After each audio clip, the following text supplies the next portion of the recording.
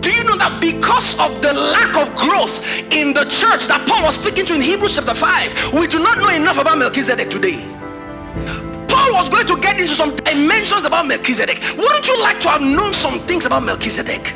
The epiphany of God that appeared unto Abraham from slaughter. The guy that looked at Abraham and blessed him in the capacity of God. This guy, Melchizedek. Wouldn't you have loved to hear more about him and understand maybe sometimes about his origin, where he came from, the type of person he is? Who is he really? How does he connect to the Godhead?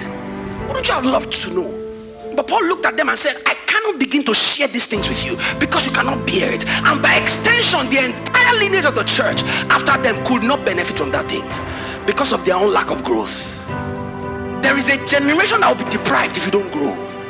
There is a generation after you that will be deprived if you do not grow into the capacity of what God has called you, not just as a child but as an office. A lot of children, but very few sons. Very few sons. Very few sons. And so you need to understand that God is expecting you to grow into your office so that collectively we can, like a gladiator, begin to reflect the wisdom of God to principalities and powers and begin to school them in the manifold wisdom of God. Hallelujah. And how do you school them if you don't get into enterprises and industries and sectors? Because that is where those principalities and powers, that is where they play. But there is a superior wisdom that can begin to operate in those realms and school them at their own game, where their wisdom becomes foolishness beside the church, because the church is emerging.